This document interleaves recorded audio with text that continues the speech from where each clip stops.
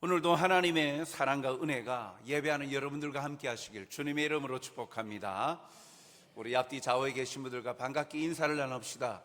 참 잘 오셨습니다. 함께라서 행복합니다.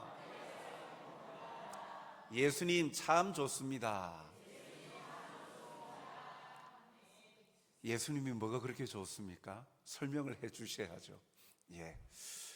예수님이 왜 참 좋으신 분인가 하는 것, 항상 만나는 사람들에게 소개하고 나눌 수 있는 자랑거리가 우리 가운데 넘치길 바랍니다.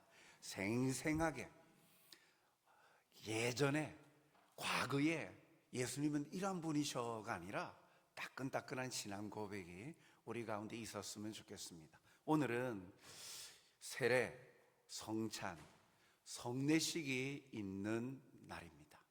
이 성례식이 무엇을 의미하는가? 특별히 오늘 세례에 관하여서 우리가 함께 잠시 묵상코자 합니다. 세례는 믿는 자에게 주시는 복이 있습니다. 오늘 이 말씀에 보면 특별히 예수님은 교회를 거룩하게 세워 가시기 위해서 특별히 제정하신 거룩한 규례, 성례가 있습니다. 그 성례가 뭘까? 성례는 두 가지입니다. 세례, 성찬입니다. 이 두 가지 규례를, 이 거룩한 규례, 성례를 교회에다가 제정하신 이유가 있죠. 교회를 거룩하게 유지해 가기 위해서입니다. 그러면 성례가 뭘까? 성례가 뭘까 하는 부분을 먼저 우리가 신앙 고백하고 있는 웨스트민스터 대교리 문답 이 162문을 보면 성례는 무엇입니까? 라고 질문을 합니다. 거기에 대한 답을 보면 성례는 그리스도께서 그분의 교회에 제정하신 거룩한 규례인데 은혜, 언약 안에 있는 자들에게 그리스도의 중보의 은덕을 표하고 인치며 나타내기 위한 것입니다. 중보자가 되신 그 은혜를 우리에게 나타내기 위한 것입니다. 또 이는 또한 그들의 믿음과 다른 모든 은혜들을 강화하고 증진시키고 그들로 하여금 순종하게 하며 그들 상호 간의 사랑과 교제를 증거하고 귀히 간직하게 하여 그들을 은혜 언약 안에 밖에 있는 이들과 구별하게 합니다. 세상과 구별되어지게끔 하나님께서 예수님을 통하여 거룩한 교회를 이어가기 위하여서 만드신 규례, 그것이 성례다, 거룩하게 집행되어지는 예식이다 라고 이야기를 합니다. 그 예식에 참여하는 성도들은 믿음이 강화되어지고 그리고 신앙이 증진되어지고 항상 그 은혜를 풍성히 누릴 수 있게 되어지고, 아하, 우리가 세상 사람과 다르구나, 우리가 구별되어져서 우리의 은혜가 무엇이고 사명이 무엇이구나, 이것을 깨닫게 하시도록 교회에 예수님께서 정하신 규례가 바로 성례다. 그 성례에는 두 가지, 세례와 성찬이 있다라고 이야기합니다. 그러면 세례는 무엇일까요? 세례. 오늘 세례식이 있는데 세례가 무엇일까? 소기름 문답 94문에 세례는 무엇입니까? 라고 질문할 때 답을 이렇게 합니다. 세례는 성부와 성자와 성령의 이름으로 물로서 씻는 성례인데, 물로서, 그게 상징적이죠. 죄를, 그 더러운 것을 물로 씻어내듯이 더러운 죄를 씻어내는 그런 성령 세례와 더불어서 씻어내는 성례로서 우리가 그리스도에게 접붙여짐과 연합하는 거예요. 하나가 되는 거죠. 은혜 언약의 모든 은덕에 참여함과 우리가 주님의 소유가 되기로 약속함을 표하며 인치는 것입니다. 세례를 통하여서 난 주님의 것이야, 나는 주님과 하나가 되어서 연합하여서, 그리고 그 세례를 통하여서 참으로 나는 주님과 하나가 된, 그래서 하나님의 소유야, 하나님의 백성이야 라는 표징, 이것이 바로 세례라는 것이죠. 그러면 이러한 세례를 통해서 그리스도와의 이 연합, 하나됨, 주어지는 복이 있지 않을까요? 유익이 있지 않을까요? 무조건 해라, 세례받아, 세례해 라고 그냥 강요하시는 것이 아닙니다. 주님은 오늘 말씀을 통하여서 세례받는 자, 세례를 통해서 주시는 유익, 복이 있다라고 말씀하십니다. 그것이 뭘까요? 세례를 통해 받는 복, 첫 번째는 하나님의 자녀가 되는 복입니다. 갈라디아서 3장 26절에 보면 너희가 다 믿음으로 말미암아 그리스도 예수 안에서 하나님의 아들이 되었으니 라고 말씀하고 있습니다. 믿음으로 말미암아 그리스도 예수 안에서 하나님의 아들이 되었다. 즉 이 세례를 통해서 우리가 받는 복, 유익이 뭐냐? 하나님의 자녀가 된다는 것이죠. 하나님의 자녀가 됨을 확인하는 거예요. 세례는 독생자 예수님처럼 우리도 하나님의 자녀 된 것을 표시하고 보증해 줍니다. 이것이 왜 복이 됩니까? 하나님의 자녀가 되는 것, 그것을 보증해 주고, 세례를 통해서 고백함으로 보증이 되는 것, 그게 왜 복이 됩니까? 이 세례 받는 것, 하나님의 자녀가 되는 게 왜 복이죠? 창조주 하나님의 자녀가 된다는 것은 하나님이 아버지가 된다는 것이요, 하나님의 유업을 이어받을 상속자가 된다는 거예요. 자녀만이 부모의 유업을, 재산을 물려받을 수 있는 상속자가 되지 않습니까? 마찬가지로 세례를 통하여서 우리가 하나님의 자녀가 되는 표시인데, 하나님의 자녀가 되는 것이 왜 복이냐? 하나님 아버지의 모든 것을 내 것으로 물려받을 수 있는 상속자가 된다는 거예요. 갈라디아서 3장 29절 이렇게 밝힙니다. 너희가 그리스도의 것이면 곧 아브라함의 자손이요 약속대로 유업을 이을 자니라. 약속해 주신 것이죠. 세례 받으면, 세례의 과정은 예수님을 주로 신하고 고백함으로, 그것이 세례의 핵심 아닙니까? 그 고백, 그래서 그 고백하면 그 약속으로 유업을 이어받게 해주신다는 거예요.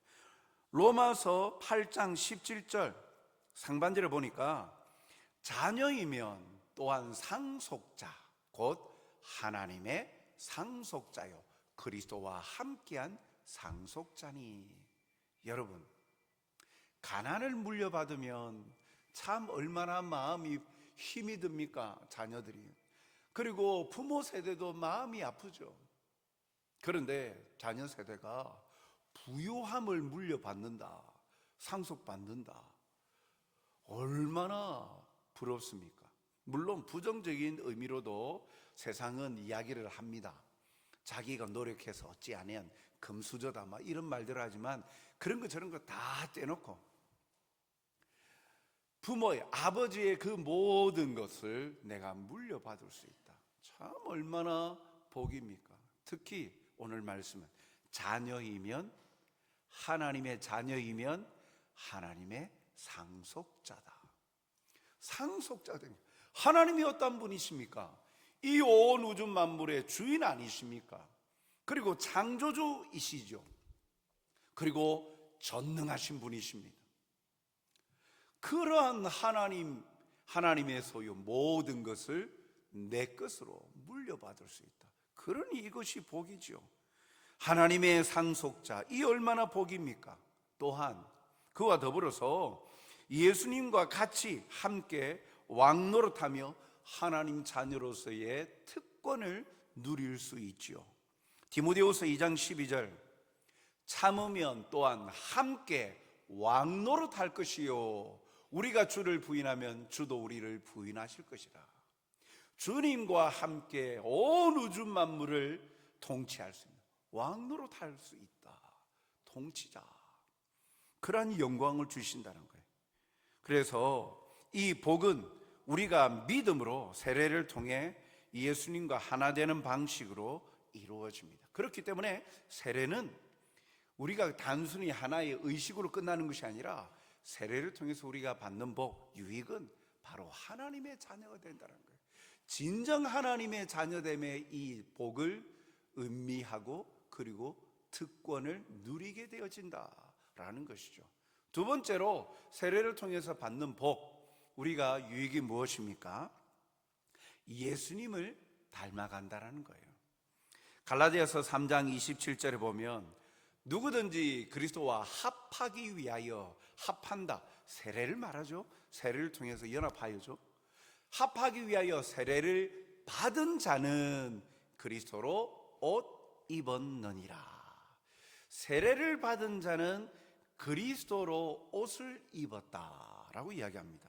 그리스도로 옷 입었다라는 것은 그리스도와 함께 의롭다라고 불려지는 것, 칭의, 그리고 거룩하게 변화되어지는 것, 성화. 칭의와 성화, 이 두 가지를 포함하고 있어요. 예수님처럼 의롭다고 인정해 주시고 예수님처럼 거룩하게 변화되어진다라는 것을 예수님의 그리스도로 옷 입었다라고 하는 거예요. 변화가 나타난다는 거예요. 거룩한 변화가 나타나는데 그 거룩한 변화는 의롭다라고 불러주시고 칭하여 주시고, 그리고 예수님처럼 거룩하게 변화해지는 놀라운 변화가 이 세례를 통해서 주어지기 때문에 그것이 우리에게 유익이고 복이라는 거예요. 고린도서 3장 18절에 보면 우리가 다 수건을 벗은 얼굴로 거울을 보는 것 같이 주의 영광을 보매 그와 같은 형상으로 변화하여 영광에서 영광에 이르니 곧 주의 영으로 말미암음이니라. 예수 그리스도와 같은 형상으로 변화한다. 영광으로 영광의 자리에 이르게 해 주신다라는 거예요. 참으로 이것은 놀라운 은혜요, 복이죠. 왜요?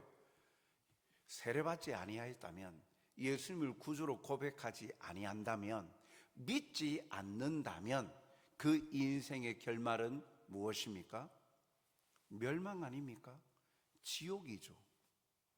소망이 없어요. 그래서 영원토록 고통받는 영벌의 자리에 들어가죠. 그런데요, 세례를 받으면 예수님을 나의 구주로 믿고 고백함으로 세례를 받게 되어지면 영광스럽게 존귀하게 되어지고 변화되어진다라는 거예요. 죄인으로 멸망할 수밖에 없던 자가 거룩하게 변화되는 것, 곧 예수님을 닮아가는 것입니다. 예수님의 마음을 품고 그 인격을 닮아서 온유하고 겸손한 자로 살아가는 거예요. 마태복음 11장 29절에 예수님은 이렇게 말씀하십니다. 나는 마음이 온유하고 겸손하니 나의 멍에를 메고 내게 배우라. 그리하면 너희 마음이 쉼을 얻으리라. 그리스도로 옷 입으면 주님께서 뭐라고 하셨어요? 나는 마음이 온유하고 겸손하다. 그러면 세례받은 자는 그리스도로 옷을 입은 자니까, 주님을 닮아가는 자이니까 세례받은 자의 마음도 온유함과 겸손함으로 바뀌어진다는 거예요. 그 가운데 평안함과 쉼을 얻게 해주신다는 것이죠. 빌립보서 2장 5절에도 보면 너희 안에 이 마음을 품으라. 곧 그리스도 예수의 마음이니. 당연한 권리, 받을 권리를 포기하시고 죽기까지 하나님의 말씀에 복종하신 겸손하신 그 예수님, 그 예수님을 모든 이름 위에 뛰어난 이름이 되게 하시고 모든 열방이 무릎 꿇게 하신다. 주님으로 옷 입으면, 그리스도로 옷 입은 자, 세례를 통해서 주님을 닮아가는 자, 주님처럼, 비록 고난의 시간이 있지만 주님처럼 하나님이 높여주신다. 하나님이 존귀하게 세워주신다 라고 말씀을 하시는 거죠. 그러므로 세례는 주님의 마음과 인격을 닮아가는 변화를 가져옵니다. 그것이 유익이 되고 그것이 우리에게 복이 되죠. 영광의 자리에 이르게 하시기 때문입니다. 마지막으로 이 세례가 우리에게 주시는 유익과 복이 뭘까? 그건 성도들이 하나가 되게 된다라는 겁니다. 갈라디아서 3장 28절에 보면 너희는 유대인이나 헬라인이나 종이나 자유인이나 남자나 여자나 다 그리스도 예수 안에서 하나이니라. 지역이 달라도, 민족이 달라도, 성별이 달라도, 그리고 지위가 달라도 그것하고 전혀 상관없이 그리스도 예수 안에서 하나이리라. 즉 세례는 성도들의 하나됨을 표시합니다. 살아온 삶의 환경이 다른데 어떻게 하나가 될 수 있습니까? 세례를 받으면 세례를 통해서 주는 유익과 복이 전부 하나가 된다는 거예요. 하나가 된다는 것은 복제품처럼 모든 것이 똑같아지는 것을 말하는 것이 아닙니다. 한 몸이 되었다라는 것을 말합니다.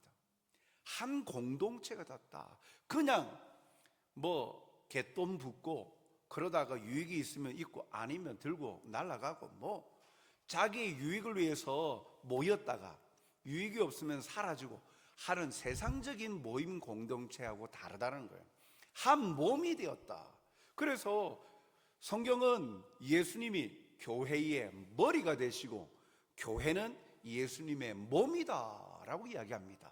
그래서 예수님을 구주로 믿는 이 성도들 모두는 한 몸이다. 그래서 지체라 이야기하죠.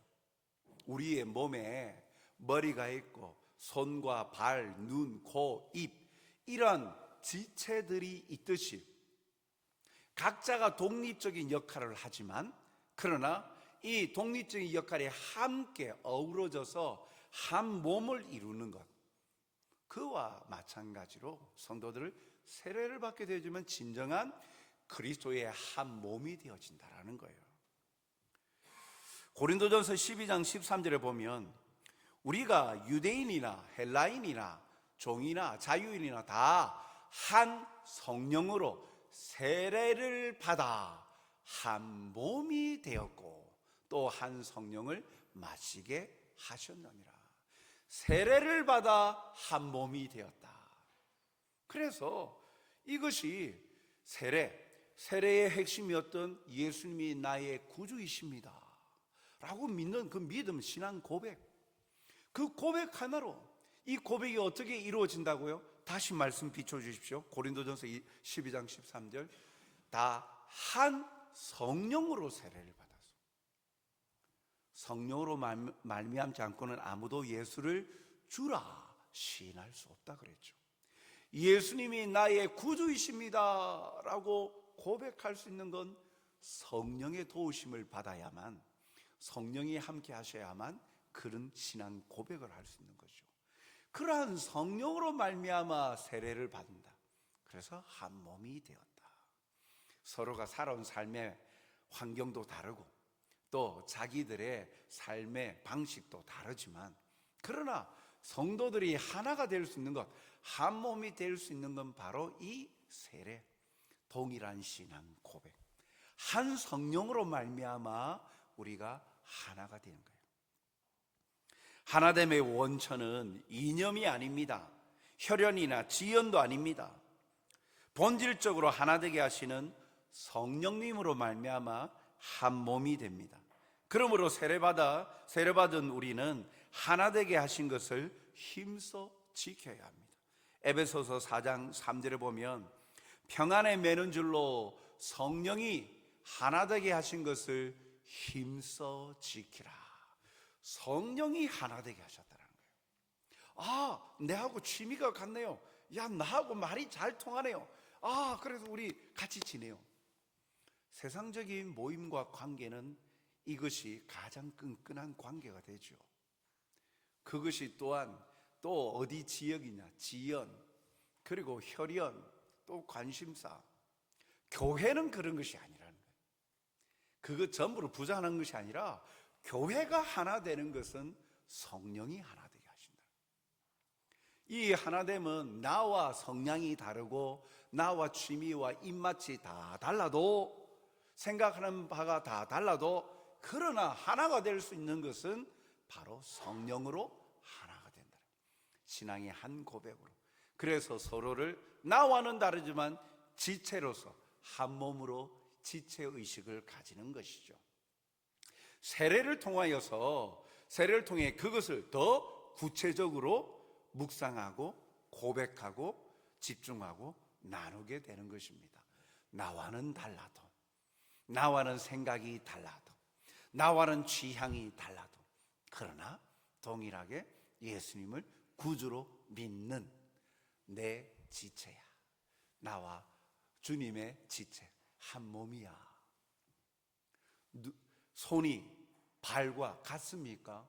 하는 활동이 다르잖아요. 코와 입이 같습니까? 다르죠. 어떻게 같을 수가 있습니까? 기능도 다르고 생긴 것도 다른데요. 귀와 눈이 같습니까? 다르죠.